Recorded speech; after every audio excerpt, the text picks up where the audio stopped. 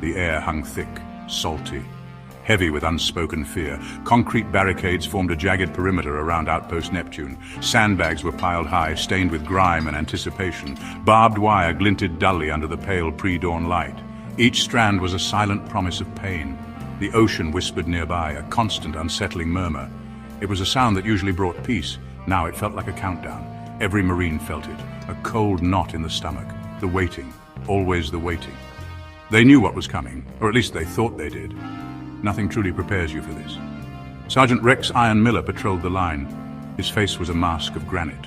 Years of conflict etched into his skin. He checked a bolt on a mounted machine gun. His movements were precise, economical. Corporal Lena Sharpshot Hansen was perched high in the makeshift sniper tower. Her rifle, an extension of her will, scanned the grey horizon. Private Dave Rookie Chen fumbled with his magazine. His knuckles were white. Iron Miller clapped him on the shoulder, a hard, reassuring gesture. "Stay frosty, kid," Miller grunted. The words were gruff, but there was something else there, a sliver of hope, or perhaps just grim acceptance. The sky began to bleed purple and orange, a beautiful, terrible dawn. It illuminated the desolation, the ravaged landscape beyond their walls, a world picked clean by the dead. Every shadow seemed to writhe, every gust of wind carried phantom moans.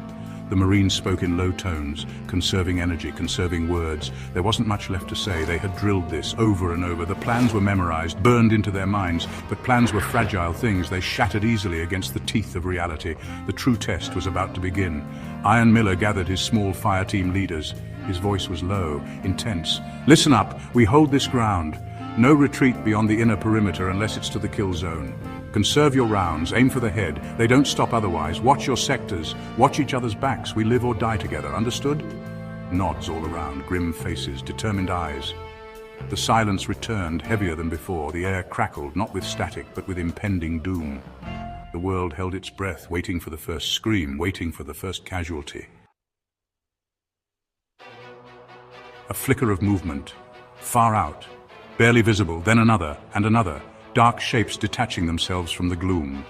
They were slow, uncoordinated, yet they possessed an unnerving persistence. A shambling line of figures, growing in number, filling the desolate space between the ravaged tree line and the outpost. The groans started then, faint at first, a chorus of despair, growing louder, more distinct, a symphony of the damned. They were coming, the dead were walking, and they were hungry. Iron Miller raised his hand, a signal, patience. The horde drew closer. Their features became sickeningly clear.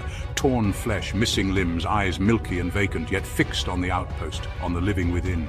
Their clothes were tattered remnants of former lives, civilian attire, uniforms of forgotten services. Now all